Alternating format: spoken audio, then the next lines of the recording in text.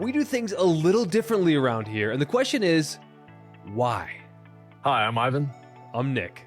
And this is the DIY Detail Podcast. Today, we're going to delve into a question we get a lot. Why do you guys do it that way? And it's simple, it's easy, and we can actually explain why we do things the way we do. So take it away, Nick. You've got a nice little list there. Whether it's a funny looking polisher, whether it's polishing with a damp pad, whether it's using a brush, Ivan, there's so many things that are unique to us. Or if they're not unique to us, we get a lot of feedback on, as in, you guys are hacks. And there's a system to this, right? So I wanted to start from A to Z in the wash process. We use a sponge, we use a brush, we use rinseless wash. Why? Well, first of all, the sponge, that's something I pioneered many, many years ago to use with rinseless wash. And the reason for a sponge compared to a microfiber wash mitt is the sponge, what it does is when you put it in the bucket, it has this flooding effect. So all the pores of the sponge are flooded, it releases everything. When we take it out of the bucket, we squeeze it to bring it to the verge of dripping. We take it to the car at the verge of dripping, and it's actually absorbing the dirt because the sponge wants to absorb. So it's absorbing that dirt off the surface into the sponge, taking it off the surface away, making it safer. Then as soon as we bring that sponge back to the bucket and flood it, it releases everything. So that is why we use a sponge. The sponge is safe.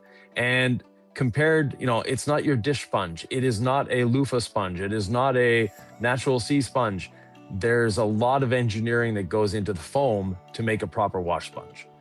The other item that we use that's a little different is a brush. And we did a lot of research and development to develop a brush that is safe to use. And we call it the perfectly safe brush for a reason, because the people that were initially testing the brush, the first question they asked me when we sent them the brush was, is this thing safe? My answer was, oh yeah, it's perfectly safe. Don't worry about it. And it is perfectly safe. We sell a lot of them for a reason. People like them. It makes your washing more efficient. It makes it as safe, if not safer, than a lot of other wash medias. And it's great with rinseless and with soap. The Legacy sponge is actually a more aggressive wash method than the Perfectly Safe brush. The Perfectly Safe brush, incidentally, is not fantastic on incredibly dirty vehicles because the brush is so soft. It's actually too safe in that sense that if you have a vehicle that has a lot of accumulated dirt on it, it's not your best wash media. Microfiber at that point is your better wash media. So our incredible mitt would be a better choice on a very dirty vehicle than the brush, because the brush you're gonna have to go over 2 or 3 times to get it clean. The brush is for a well-maintained vehicle. Now, we don't get a lot of complaints about the brush, like not cleaning well. It's just, that's how safe it is. It is not going to damage your paint. We recommend the foam rinse foam method, Ivan. And when I started, everything was about the 2-bucket method, and I was watching people foam cars and go right to the wash mitt on the foamy surface. And we just didn't invent this stuff, but we kind of pioneered this term. And if we didn't pioneer it, correct me if I'm wrong, we started using this term at least quite often, and people kind of attribute to us the foam rinse foam or the chemical rinse chemical, right? And we're adamant about that. And I don't see that in a lot of people's washing techniques. Why are we adamant about this wash method? Again, we're R&D based. Research and development is part of who we are. We invest a lot of time and we invest a lot of resources into research and development. And if you're foaming soap onto a car that has sand or not sand, but grit and dirt on it, and then you start washing it, what are you doing? You're driving that dirt into the paint. By foaming it on or applying rinseless wash, your choice, then rinsing it away, we haven't taken away the traffic film. We need the contact wash for that. But we have taken away the grit that's on the surface, making that wash a lot safer. And the 2-bucket method is so 1986. I mean, it should have disappeared a long time ago. When the foam cannon was introduced to the market, the 2-bucket method should have disappeared. Why is that, Ivan? Because it's simply not safe, or it's not as safe. People have this thinking or this mind, this idea that, the 2-bucket method is safe. It's not safe. You're taking a wash mitt that you put into the soap, you're putting it on a surface with grit, you're moving that grit around, taking some of it off, then you're putting it in a bucket with just water, hoping that it's going to take all that grit off your wash media. Then you're putting into another bucket, then you're going back to the vehicle. One of the things we prone, of course, is safety, but the other thing is efficiency. That's very inefficient. And if you want to use 2 buckets, you can, but do foam rinse foam first. Right. 100%. And then then you can have as many buckets as you want. Let's talk about the decontamination stage. We use a decontamination towel. We don't use a clay bar. And instead of spraying iron remover, about 16 ounces on the car and letting it sit and bleed everywhere, we just do one spray of iron remover on the towel, one on the panel, and where we spray on the panel, we deposit the towel. And that's it for the entire panel. So we're using such little iron remover. It's something that some people still don't do, even though they see us in the videos, because they think it's not working well enough. Right. That's because of the name of the product. Because the term iron remover is very misleading. It's not removing any iron whatsoever. It is breaking down rust. That's all it's doing. And the way iron and rust becomes part of your paint is you're driving down the road, and it can come from your vehicle, it can come from the vehicles around you. You have little hot shards of metal that come off the brake, very fine dust, and your paint is plastic. So it's coming off the brakes, and those hot pieces of metal stick to the paint, and they sort of work their way in just a little bit. Now, with moisture in the air, moisture on the vehicle, those little iron particles are going to start to rust. And we know how fast braking material rust. You get your caliper, you get your rotors damp, and they're already rusty. On a rainy day, they're rusty as you're driving down the road until you hit the brakes again. So they do rust very quickly. But now you have that piece of metal stuck to your paint, and it's stuck to your paint. Moisture is getting to it, and it's starting to rust. But it rusts on the outside of that piece of metal, and it's staining your paint. If you have a white vehicle, you can see this a lot better. If you have a dark vehicle, you'll probably never see it unless you really abuse the vehicle. But on a white vehicle, if you get out there with magnifying glass, you'll actually see little rings of rust around that little piece of metal. And it's very hard to see those pieces of metal until the rust actually forms, because the piece of metal, it's so microscopic, you don't really see it. But when that rust starts forming, then you can see it. And if you have a dark colored car, a tip is your rear license plate. If it's a light colored, you can probably see it on there. But from there, the iron remover should be called a rust converter, because it's actually not removing the iron. And that iron that's embedded into your paint, if you spray iron remover on it, and you can pour a gallon over your car if you want, if you have that type of money, it's still not going to remove that iron particle. That iron particle is still there, and there's rust underneath it. What we're doing is we're using the iron remover and whatever wash residue we have. So be it rinseless wash or incredible suds on the surface, we're combining the two. So we have great lubrication. The perforated decontamination towel, the quad fold towel, for lack of a better term, plucks the contamination out of the clear coat. So it's not shaving it off. It's not an abrasive like a clay bar. Clay bars were great in the 80s when they first came about, but we've surpassed that. We have better ways of doing it, much safer ways, because there's no abrasive in our towels. There's no clay. So even though for SEO purposes, they're called a clay towel, there's no clay involved. There's no abrasive. So they're not scratching your paint. They're not damaging your paint. But now what we're doing is we're using that iron remover as lubrication. We're plucking that piece of metal out of the clear coat, and the little rust stain that's left behind, that is what the iron remover now has to deal with. It's not having to deal with that chunk of metal with rust around it. That we've taken away. Now it just has to deal with that little bit of rust stain. So a little goes a long way. And if you want to do a test, very simple. On one half of a panel that has rust staining on it, do it the way we teach. On the other half, just spray the iron remover on there, douse it. Just waste your money.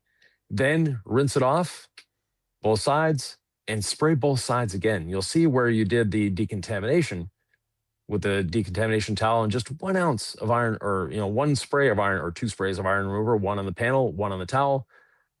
You'll have a lot less reaction than on the area where you might have doused it with half a bottle. So also, iron remover isn't cheap. So we want you to use the least amount possible.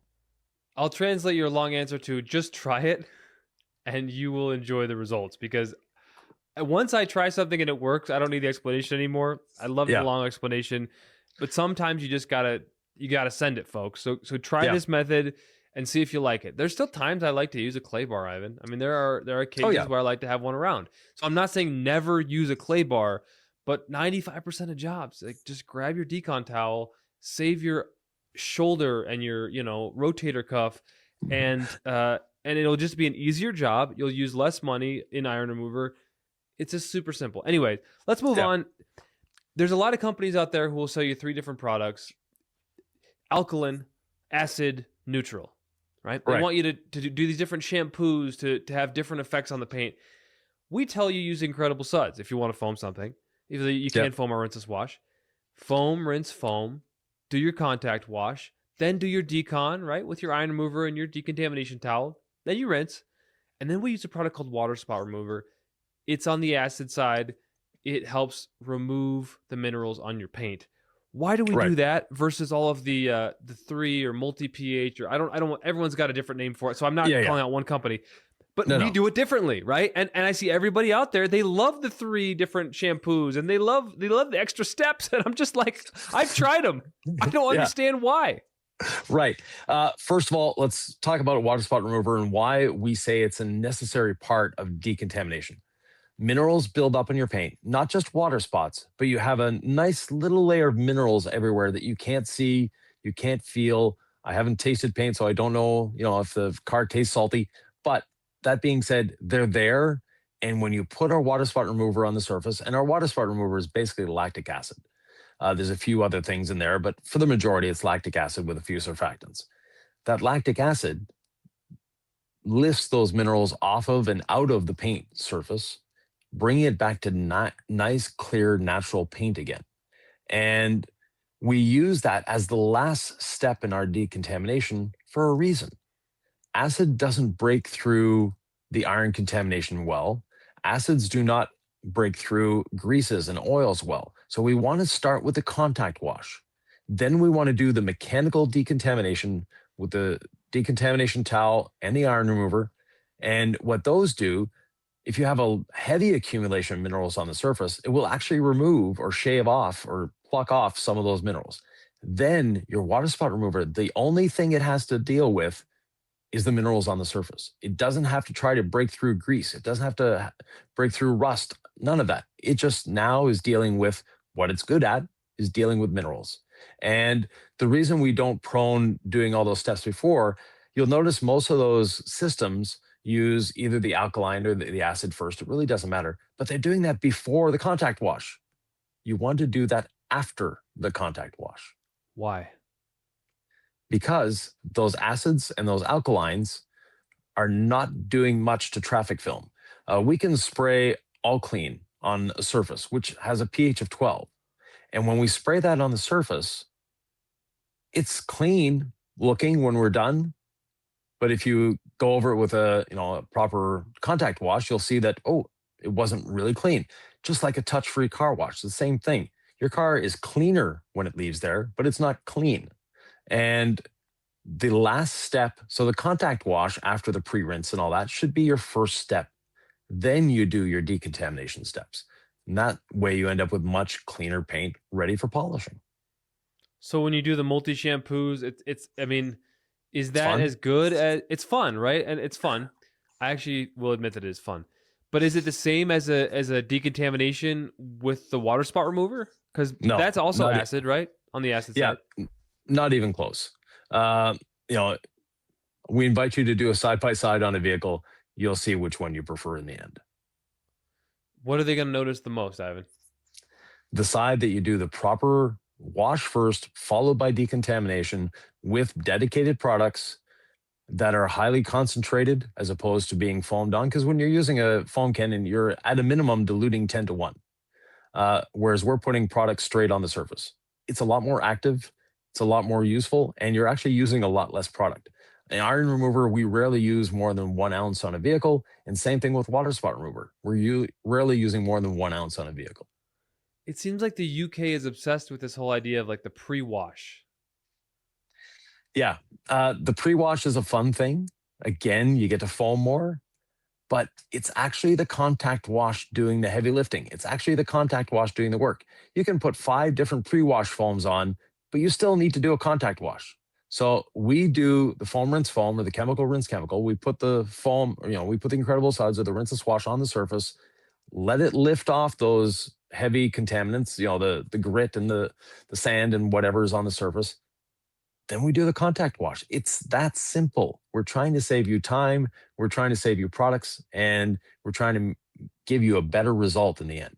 Let's talk about polishing paint, because this is where our methods can be a little controversial. Even the look of our cord-free polishers, which at the time of recording, our dual action cord-free tools sold out for a reason. These things are awesome. They work. People love them, right? Same with the brush. People love them. They sell out.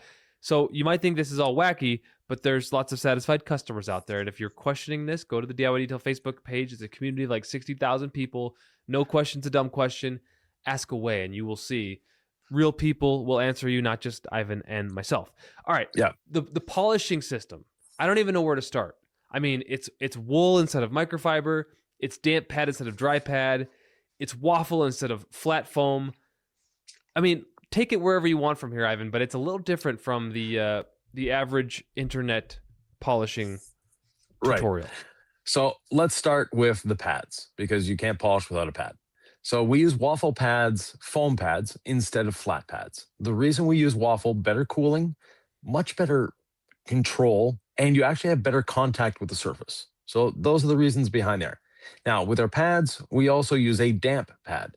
And the reason we use a damp pad, it's going to stay cooler, it's going to last longer. We want your pad to be clean at all times. That's how it gets damp, is from cleaning. And that damp pad, again, prevents dry buffing. So you don't have anywhere on the paint where you've got dry foam rubbing against your paint, causing micro marring. Now, wool versus microfiber. Wool has been around a long time. It seems old school, but in reality, yes, microfiber cuts, but microfiber damages as much as it cuts because it creates a lot of heat. And heat is something we want to avoid at all costs when dealing with modern paint systems. They're not designed to take heat. They're not equipped to take heat, and you're damaging it every time you're creating heat. Now you'll say, well, I park my car out in the sun. I live in Arizona. I can fry an egg on my paint. Great. But your paint is getting hot everywhere at once and cooling down everywhere at once. Whereas opposed to having a 6-inch diameter circle trying to rip the paint off and spiking the heat very, very quickly. So that is that. The other thing we do a little differently than most, we don't apply pressure to the machine. We don't need to. The cooler the paint, the faster it's going to polish and the better the results are going to be. So by not creating heat, we're actually getting the job done quicker and we're doing a better job. And it's safer for the long term of the paint. So waffle pads, damp pad, wool stays cooler than microfiber, and we're not putting any pressure on. So you're seeing a bit of a trend here. We're trying to avoid heat at all costs, and we're trying to enhance the paint. We're not trying to damage the paint. The other thing that we do differently, our polish is in a spray form. And there's a number of reasons for the spray form. First of all, is dosing. So if I tell you to put a pea-sized drop on a pad and put 4 pea-sized drops, mine will be the size of a small pea. Nick's might be the size of a grape. I've seen some people, their pea size is the size of a grapefruit. There's no way of controlling it. Whereas in the spray, one pull of the trigger, it doesn't matter if I'm pulling the trigger, Nick or anybody else, one pull of the trigger is one pull of the trigger. It's the same amount coming out every time. So that gives us consistency. And the spray also gives you another advantage. With a traditional polish, and our compound is the same way because we couldn't get that to spray reliably. But what happens is normally you're putting 3 or 4 drops on the pad. With our spray, one pull of the trigger is all you need, first of all. And one pull of the trigger is equivalent to one of those drops. So you're using a quarter or a third or a quarter or even a fifth of what other people are using with their polishes. So it's more economical. And the end result is a system that works, a system that's efficient, a system that's quick, and a system that's safe for your paint and is user-friendly, whether you've got 50 years of experience or 5 minutes of experience. One thing I've noticed is a lot of people love gold standard polish, even the ones who haven't adopted our whole system, because it just works. If you haven't tried the gold standard polish, go get you a bottle. Number 2, the thing about our system that I see some people adopting, but not everybody, even if they love gold standard polish, is the damp pad. So we clean with rinseless wash in a pad washer. We free spin it at speed 6. So the pad is not wet, but it's just lightly damp. So all the fibers are lightly damp, and then we do that one spray on a moving pad, and your pad is primed. It's going to cut cooler. Talk about the damp pad polishing. Why do we do that, Ivan? Because I hear people say they like gold standard polish, and yet they still decide not to use a pad washer. They want to use compressed air. They just don't like to. I don't know. People are going to do what they're going to do. We know this. That's why we came out with a compound and a rotary cutting pad, because we taught people to cut with a DA, and people want to cut with a rotary anyway. So it's like, there's different ways to do this, obviously. Yeah, there's no right way to do it. First and foremost, let's get that out of the way. Ivan thinks there's a right way most of the time. No, there's no right way. No, really? Okay. There's a lot of good ways. Okay. But there's no right way of doing it. Now, you don't want to inflict damage, so you don't want to be creating heat. But that said, the reason for the damp pad is cooling, first of all. Secondly, we want a clean pad. Putting clean polish on a dirty pad is not an efficient way of doing things. You're loading the pad up with spent clear coat residue and spent polish. You want to get that off before starting a cycle over again. And you've seen people that they'll use 10 or 15 pads to do a car, and they rip it off the machine, they put a new pad on, instead of taking a few seconds to clean the pad. The damp pad works better. It helps the system. And not just our polishes, it helps any polish I've ever tried it with. So give it a try if you haven't tried it. Finally, if you're using compressed air to clean your pads, you're damaging your pads, you're shortening their life, and you're putting dust in the air. Not a good thing for you. Totally. And then it's not a good thing for your shop. And eventually that dust might land back on the car. Not a good thing for the car. I would get so much dust in the air when I was cutting with a heavy compound and microfiber back in the day. And I didn't seem to really have much regard for my own health, right? You're just like, I got to get this car perfect at any cost. I'm expendable. I'll pull an all-nighter, right? You just don't think about your own health in the way that you do as you get older. And anyway, I'm just saying, it makes sense. You don't want that dust in the air. That's another great reason for the folks who have been using an air compressor to clean pads. There's more to talk about, Ivan. One thing, though, that when we apply our ceramic coatings, we get a lot of feedback on. You see a lot of people teach the crosshatch method, right? Go up and down and left and right and make sure that everything has been touched with your ceramic coating applicator. You're not going to miss a spot. And you get Ivan LaCroix over here doing these big circular motions. And a lot of people are like, why are you applying a coating in circles? So many reasons. First of all, Mr. Miyagi was correct. But the reasons for the circular motions. First of all, a cross hatching pattern takes way too much time. It's slow to do. And coating is something that the faster you can get the coating on the paint, the better it's going to be for you, the better it's going to be for the car, the customer, etc. Circular motions, you have less chance of high spots. And high spots are not something you want to have on a ceramic coating. And with the stop and start motion of the cross hatching, every time you stop, you're potentially leaving a high spot. Whereas the circular motion, it's one continual motion. You're spreading the coating evenly. Now, a lot of people have the habit of trying to put a coating on thick. Putting a coating on thick does not help you. It does not make the coating last longer. It does not make the coating bond better. It doesn't do anything for you other than waste coating. With us, with the circular motion, you're spreading that coating as far as you can and as thinly as you can. Because as soon as it contacts the paint, our coatings all have instant bond technology. So as soon as they're touching the paint, they're there. You could apply with one hand and level with the other. It doesn't really matter. But with that instant bond technology, what we're doing is making it easier for you to gauge, how long do I wait?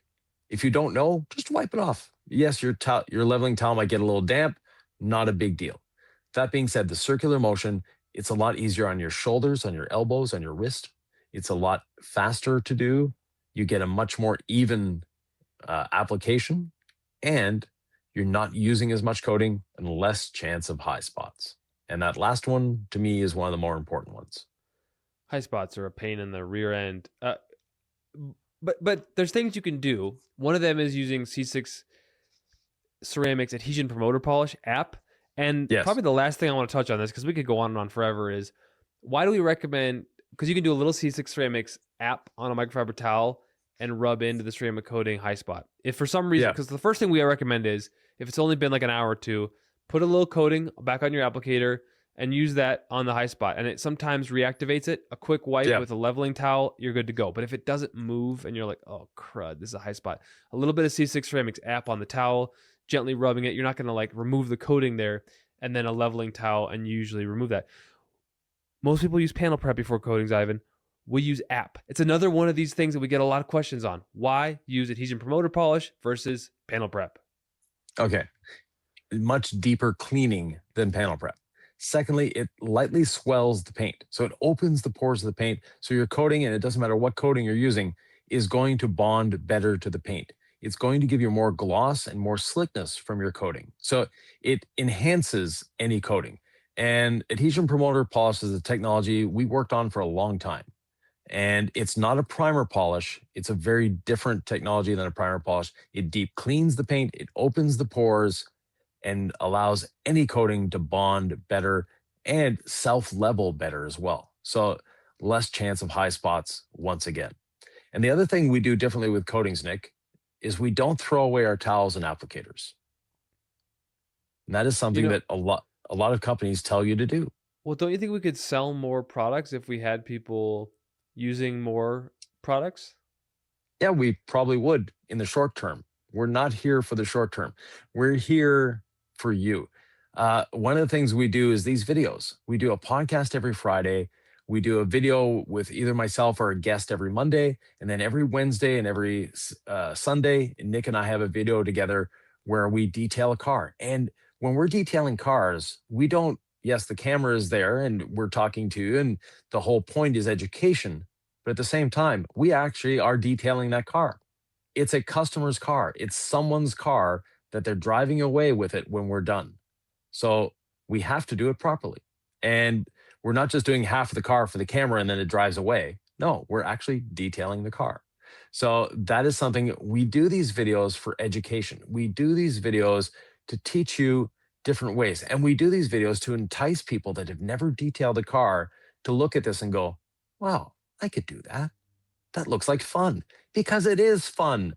And that's what we're trying to transmit here is detailing is something that we're passionate about.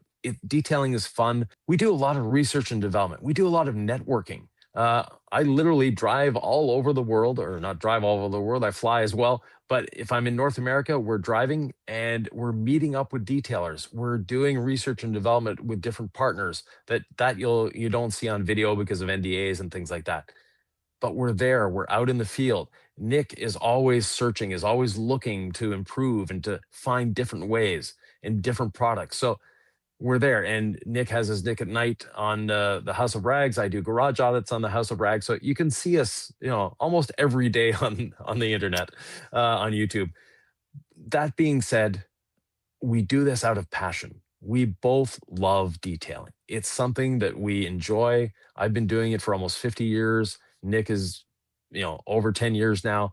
So it's fun for us. It's something that we want to transmit that passion to you. And we want to transmit the joy that we have to detail a car. What's also fun is the reward at the end, right? It's fun to do the thing. And it's also fun to just like look at the vehicle in your garage and be like, I did that.